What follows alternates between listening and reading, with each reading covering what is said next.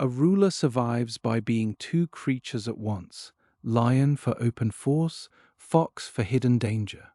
Most people learn only pressure. They charge harder, louder, faster, and walk straight into traps built for exactly that instinct. This is the missing half: how to recognize engineered conflict before it consumes your energy, your leverage, and your judgment. The stakes are practical, not abstract. In work, negotiation, reputation, and power, the wrong instinct can cost you more than the original threat ever could. Strategy begins where impulse ends. Law 1. The trap wants you angry. A lion charges. A fox studies the mechanism first. The signature of a trap is simple. It makes the aggressive response feel automatic, obvious, even righteous. The moment a conflict dares you to answer immediately and forcefully, slow down. Ask the question that changes everything. Who benefits if I take the bait? In many disputes, the reaction being demanded is not the solution, it is the product. And the product is your wasted energy, surrendered focus, and self-inflicted loss of position. This structure appears everywhere. A provocative comment online, an unfair accusation in a meeting, an ultimatum designed to corner you. Different settings, same design. The setup narrows your options until one reaction feels inevitable. That reaction almost always serves the person who built the frame, not the person trapped inside it. Fair conflicts usually leave room to think. Manipulated conflicts demand performance on cue. The first advantage of the fox is not superior force, it is recognition. See the trap early, and you recover the freedom to choose something other than the role prepared for you. Law 2. Let them underestimate you. In a culture addicted to projection, this feels wrong. But an opponent planning against a weaker version of you is planning against the wrong opponent entirely.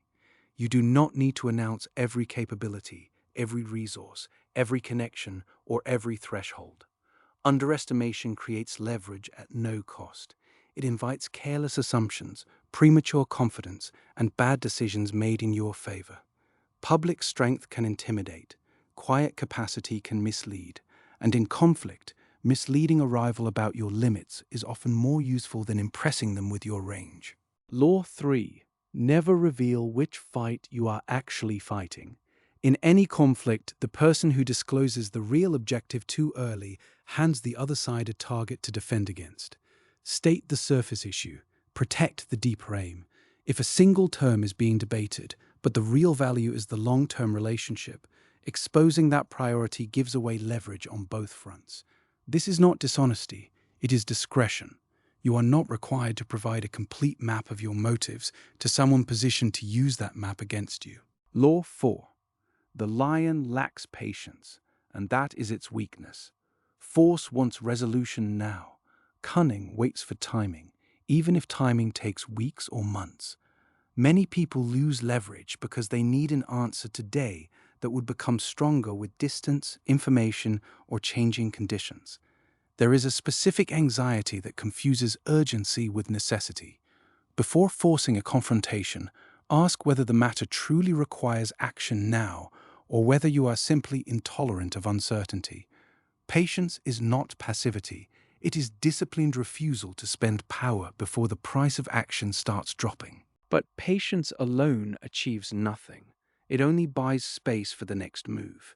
That is why restraint must be active, not decorative. Waiting should gather information, expose motives, and let unstable personalities reveal themselves. Time is useful only when it changes the board.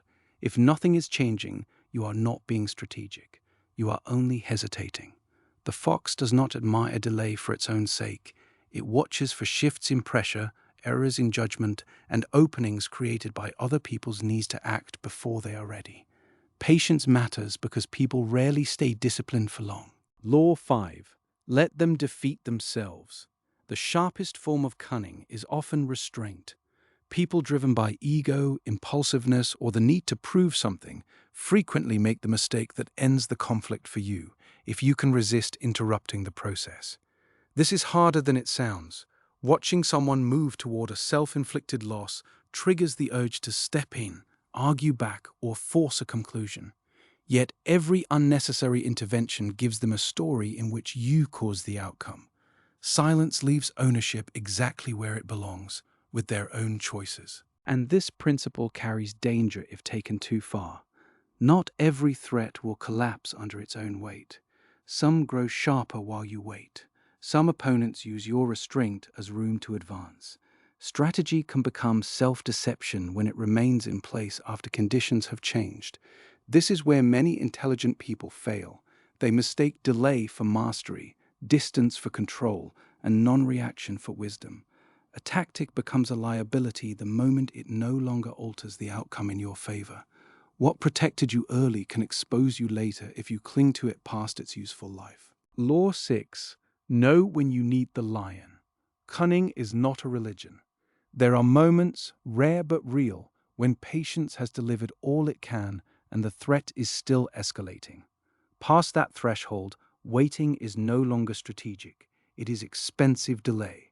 The fox that never becomes the lion when necessary is eventually consumed by something larger, faster, or less restrained.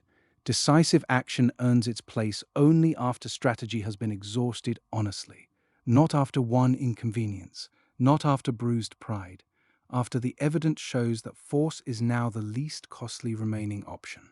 The real skill was never choosing one creature forever. It is reading the moment correctly. Most people default to force too early because force feels decisive. It creates the emotional comfort of movement, certainty, and visible effort. But visible effort is not the same as intelligent action. The stronger operator can appear passive while gaining position quietly.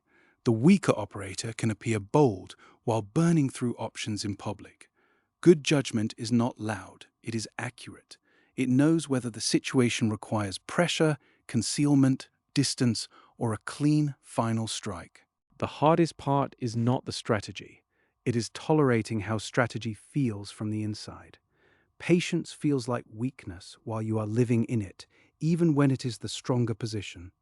Letting someone else make their mistake feels like inaction, even when it is the most effective move available. This is why so many people abandon good strategy halfway through. They are not defeated by reality first.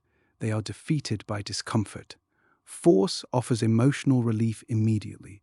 Wisdom often offers results later.